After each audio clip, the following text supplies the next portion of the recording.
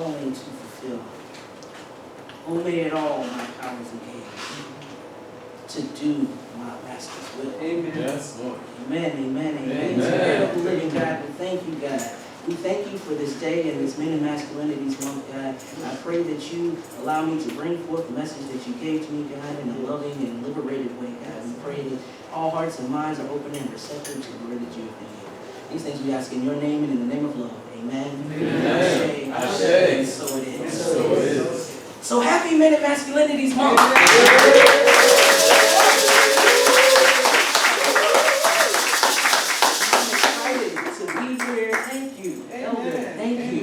For having me. And you know, as I was going through the past couple of weeks and I was thinking, and I was like, okay, I was like, okay, yeah, it's Men's Month. It's Men's Month. And I was ready to come in, and I was like, I was going to find the manliest character I could find in the Bible, and we was going to go at it. But then, word choice is key. Yes. It's Men and Masculinities Month. That's right. And that challenged me to push myself a little bit further.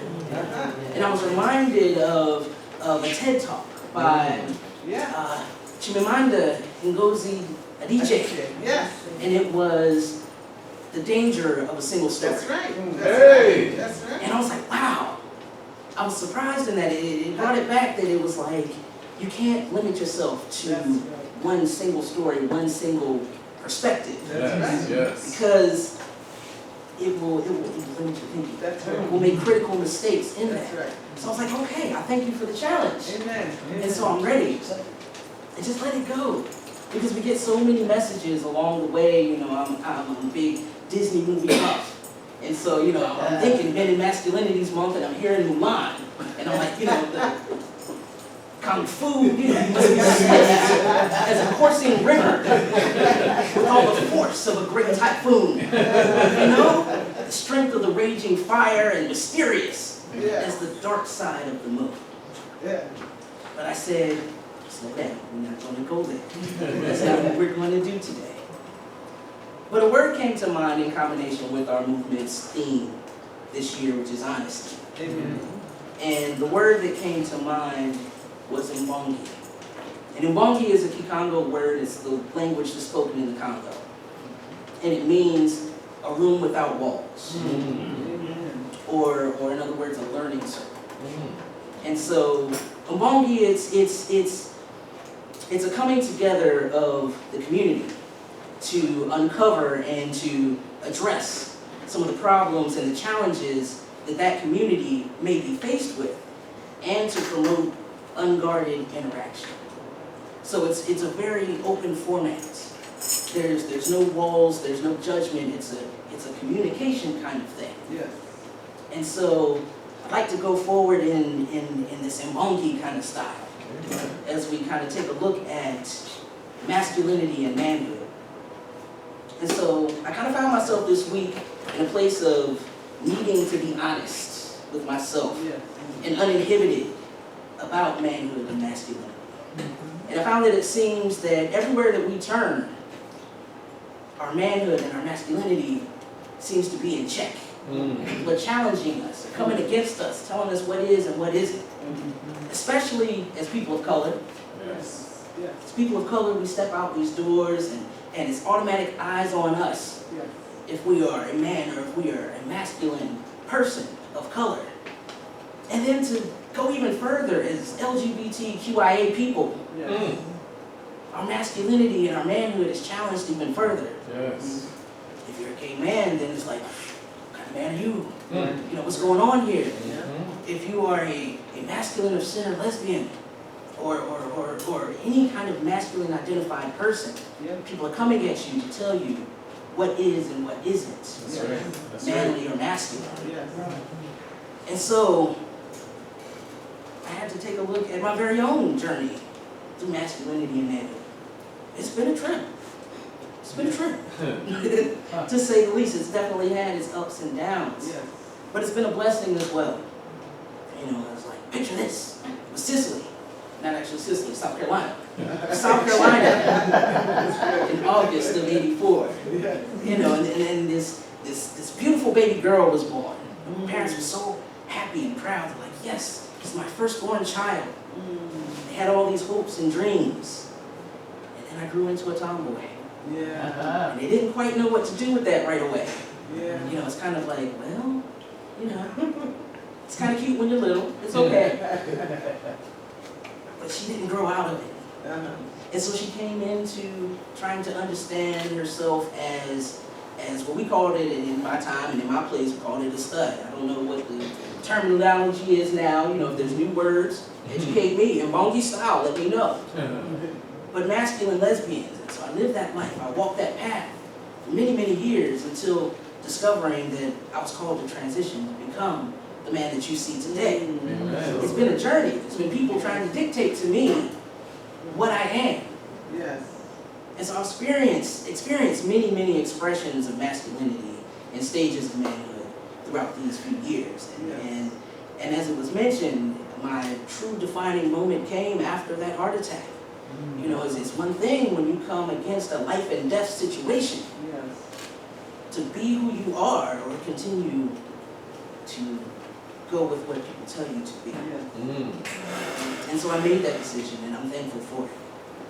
And so, as we get into this conversation and talking about manhood and masculinity, I saw it fitting to go back to the beginning Yes. for kind of clues as to how to do this thing and how it's supposed to work. Yes. So today, I'd like us to visit Genesis, Okay. the beginning, Yeah. and the creation stories, plural, stories, That's it. I hear you. to begin to unlock the source code of masculinity. So go with me as you will. It's Genesis chapter 1. It should be easy to find because it's in the beginning.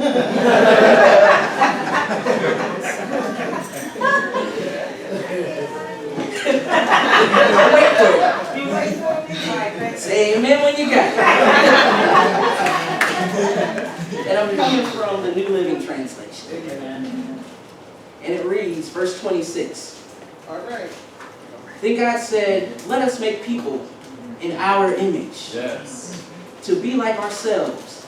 They will be masters over all life, the fish in the sea, the birds in the sky, and all the livestock, wild animals, and the small animals.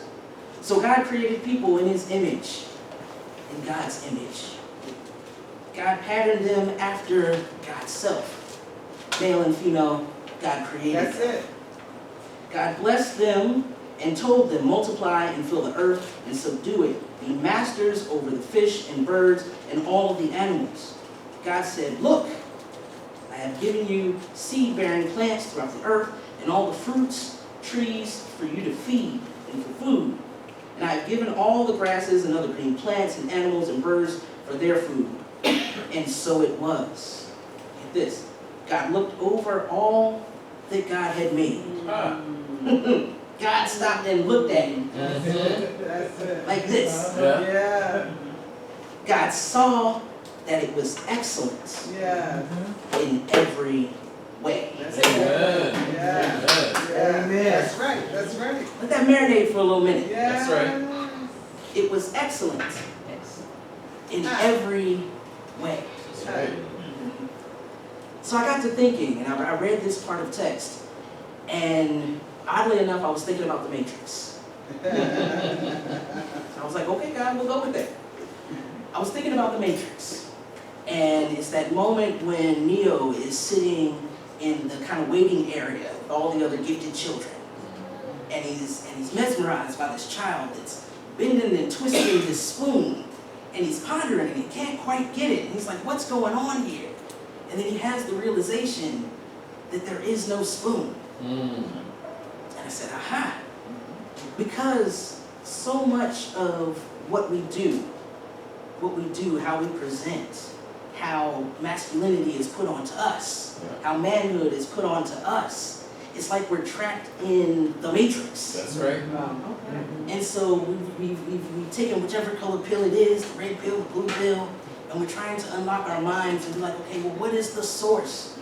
What is true masculinity? Because, all right, y'all know now I'm a sociology buff. I Yeah. like the social sciences. I like how societies are formed. and institutions are created and how these institutions govern each other and govern us and shape our lives. And so it is a fact that these gender expressions, Teach us. maleness, Teach us. femaleness, Teach us. is a social construct. Yes, it is. That's right.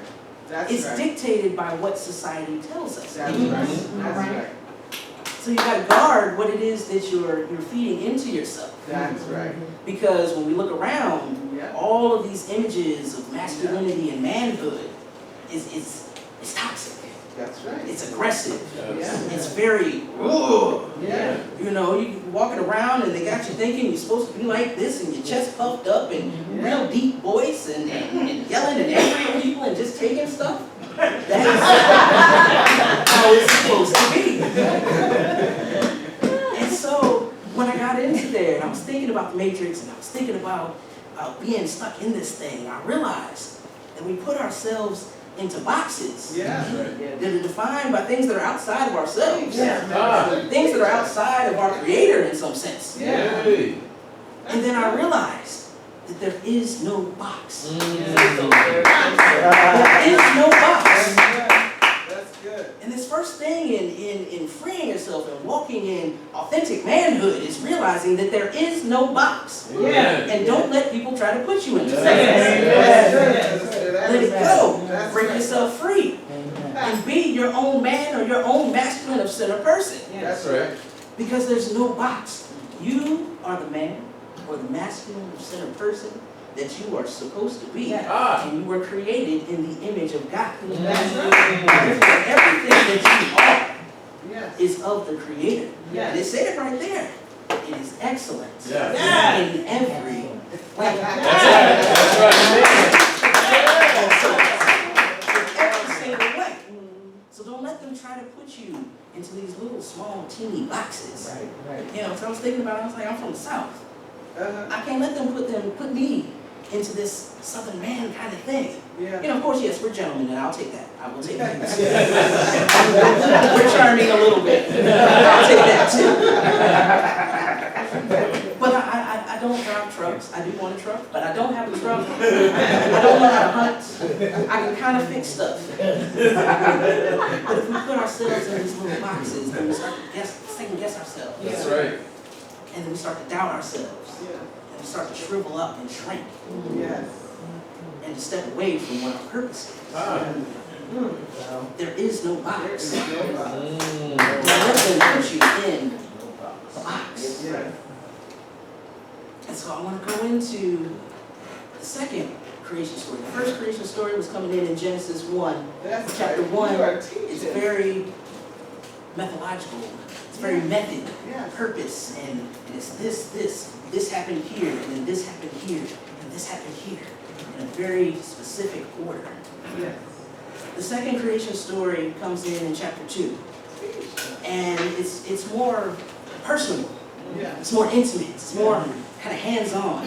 You know, God is right there, Yeah. in there, molding and shaping the beginnings. Yeah. And so, if you go with me again, it's still not that hard to find. It's right there. I lost my bookmark, but it's still here, easy to find. And it's verse 7. Verse 7, I want to start with, and it says, "And the Lord God formed a man's body from the dust of the ground and breathed into the breath of life. Yes. And the man became a living person." God went, That's it. and man was alive. Not bad. From the dust, and traditionally it's kind of teach, you know, you're from the dust and all this. No. There's richness in the soil. Yes. That's good. There's nutrients in the soil. For life to occur, you need the soil. Yes. So for God to come down and reach into the soil and form, man, Yeah. it's not one of those things where you just like, oh, you're dusty. Let that go. Let that go. Let that go. Liberate yourself. Let it go. Yeah. You are rich. Say You are that. rich. Say You that. are fertile. Say that. And so it moves on. It gets real interesting. Around to verse 18. It says, "And the Lord God said, it is not good for the man to be alone. I will make a companion who will help him." So the Lord God formed from the soil every kind of animal and bird. He brought them to Adam to see what he would call them. And Adam chose a name for each one. He gave the names to all the livestock, the birds, and wild animals. But still there was no companion suitable for him. So the Lord God caused Adam to fall into a deep sleep. He took one of Adam's ribs and closed up the place from which he had taken it. And the Lord God made a woman from the rib and brought her to Adam. Now, Come on. this can be challenging a little bit sometimes because of how we've been traditionally taught. Yes. That's right. You know, this God-giving man, woman, and woman is traditionally taught, not liberated views. You know, the helper. Bring it in. The helper. Help them out, teach them. You know, all of these, it seems less than the way that we've been taught this thing. Yeah. But if you look in it, and it surprised me, because I was like, oh, wow. If we go back to this verse 18, and it says, and the Lord God said, it is not good for the man to be alone.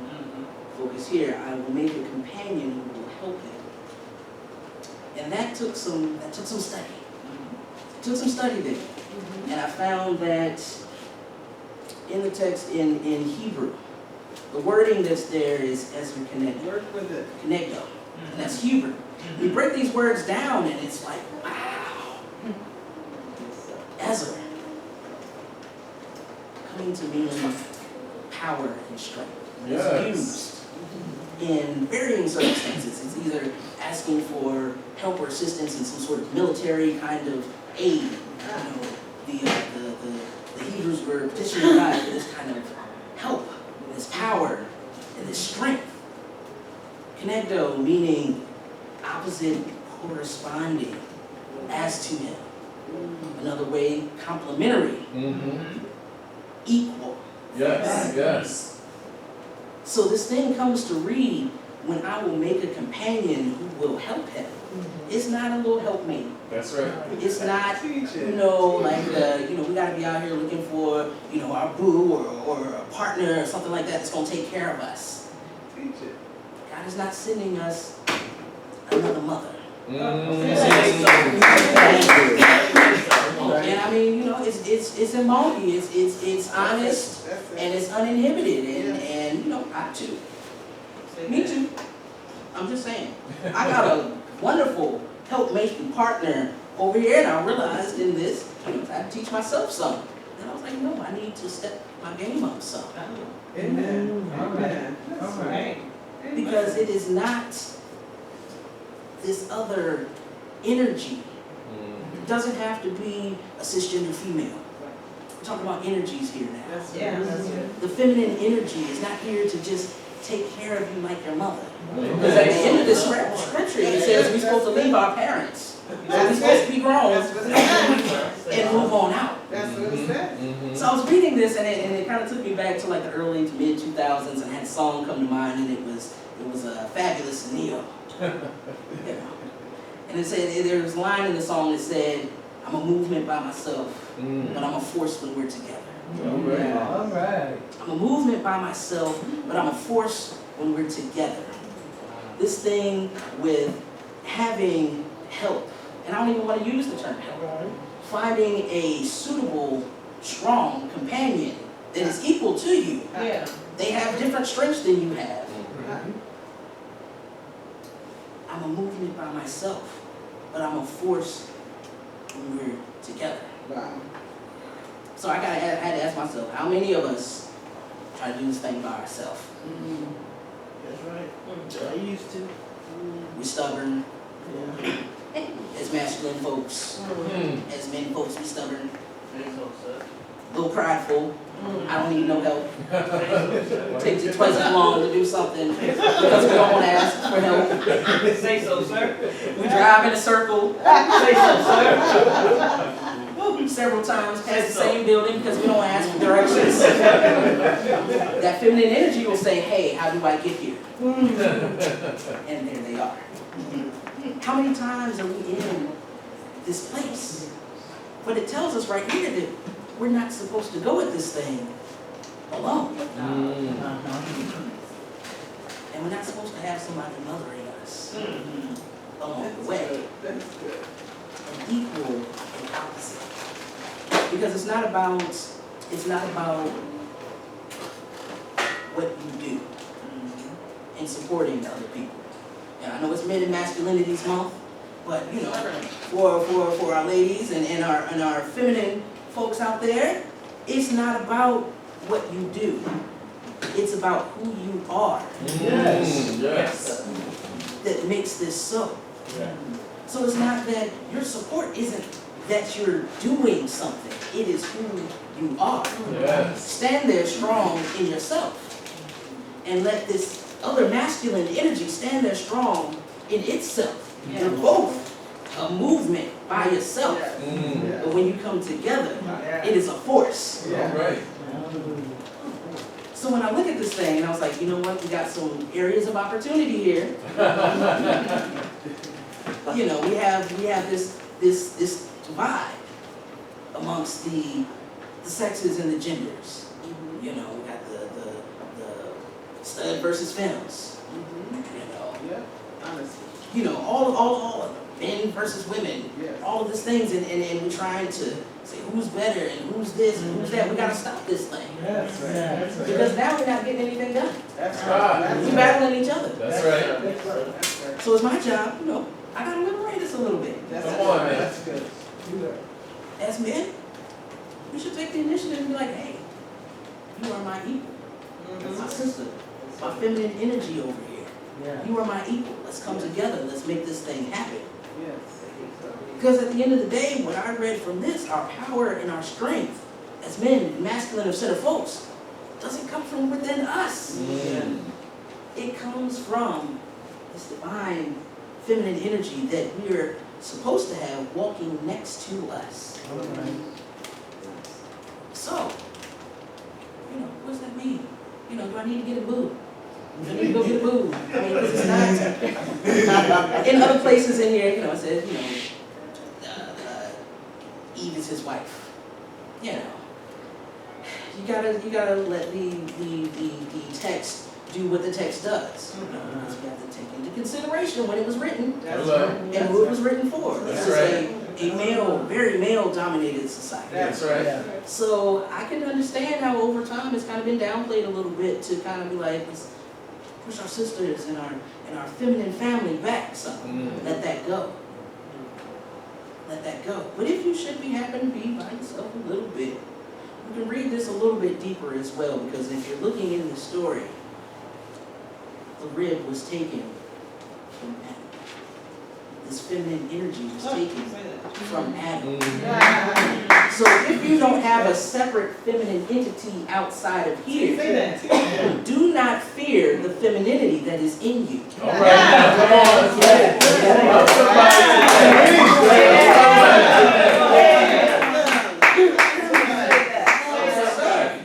I just said, look, there is no box.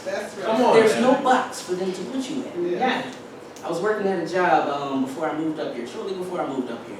And I was at the very beginnings of my transition. And so I'm talking with this guy that knew me as my former self and was seeing me come into my new self. And I was outside and I was talking to him, and we were cool. He was like, yeah man, I dig your beard and all this other kind of stuff. And something about Beyonce came up. And I was like, yes, I love Beyonce. I'll hit a twirl in a heartbeat. But then we get these messages, and he's like, no, you can't do that. You can't bounce to Beyonce no more. I'm like, what? So, I will bounce to the Beyonce. And I say that to say, don't fear That's right. the femininity that's within you. Because that's where you can draw in some strength. When it feels like you're alone, you ain't never alone, but when it feels like you are alone, draw from that. Because it is of you. Hey. Amen? Amen. So then, I'm moving along, and I'm kind of, by then I'm tired, because I'm like, oh my goodness. I've discovered all of these wonderful things, and I'm sitting there, and I was, you may be asking yourself, so Minister, I know where I come from, I know who I am, what do I do now? What do I do now? How do I live as a liberated man That's right. or masculine person of faith? That's right. How do we do that? What does that look like? Yeah. Because it's established. There's no box. That's right. There's no box. So it's not going to look like what we think it should look like. It's not going to look like that. We're not all going to be, Mbaku, the Jabari tribe, like this. I want to be, but you know what? That may not be for me. Okay. That's okay. What do we do with that? Where do we go? How do we move through the world? And it's simple. We follow the example of Christ. Amen. Little bracelets that we used to have back in the day, it was like the 90s or so. WWJD, what would Jesus do? Yes. Let that be a reminder. Braid one up and just wear it with you. Yeah. I'm like, how do I do this when I'm out here, and it has a new meaning of like, being in the world but not of the world. We're supposed to stand apart. We're supposed to be different. I mean, it's easy. We can go out there and do what every other man or masculine person is doing. Yes. That's easy. What makes us different? Yes. We follow the life and the example of Christ. That's right. When we put it into perspective of what we're told manhood and masculinity is, Jesus doesn't all the way fit that mold. He was single, so they say, so they recorded. They don't have to record really a partner or things like that. So he's a single guy. He's going against the grain. He's not really into trying to impress other people. He's not in competition with anybody. It's kind of like, I am. This is it. I am. And he does the things that need to get done. Oftentimes we get in there and we get caught up on things that are right and wrong, but sometimes right and righteous aren't the same thing. That's right. Honesty. Honesty, Mongi, Wow. no walls in here, no walls. That's right. Sometimes right and righteous aren't the same thing. So are we trying to walk this right path, or are we doing a righteous path? That's good. So Jesus was about his business, not concerned with society and what all that they were saying is supposed to happen. All of these rules on manhood and masculinity and things like that. Jesus wasn't concerned with that. Jesus cried That's right. openly. That's right. right. Yes, he did. Just cried, just wept. Jesus rested. How many of us try to run ourselves into the ground? Because that's the manly and masculine thing to do. I'm gonna just keep on going till I die. It's okay, I'm gonna just keep on going. I'm gonna keep on going. I'm gonna keep on going until we can't go anymore. Amen. That's not good. That's right. You gotta rest. You gotta stop. Yes. Jesus was compassionate Yes. and was against oppression and the marginalization of others. Amen. We are here to set folks free. That's Amen. right. That's Yes. That is our job. Jesus, the Christ, was a liberator. That's right. And if we are following into the footsteps of Christ, then we too should be liberated. Amen. Yes. By walking in your own authentic self, just being you gives people the freedom to be them. Amen.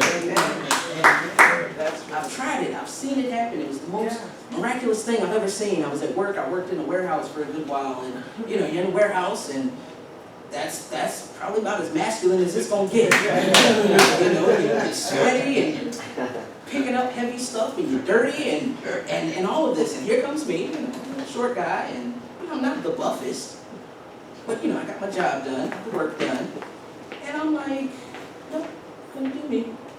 I'm gonna be free. I'm gonna be my authentic self. If I feel like twirling or doing a dip in the aisle somewhere because I'm listening to some good music, That's I right. do that. That's right. And what I came to see, what I saw around me, is over time, people that were nearby me started to loosen up a little bit.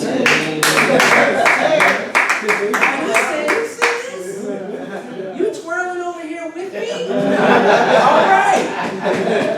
Free yourself. There is no box. That's right. Honor the feminine energy that's around you. Yes. And walk in your authentic self to liberate others.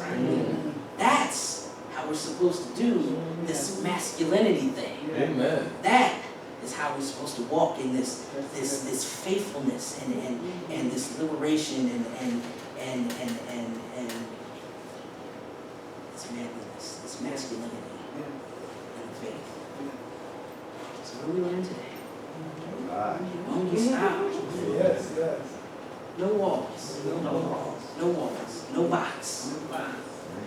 Amen? Amen. Amen? Amen.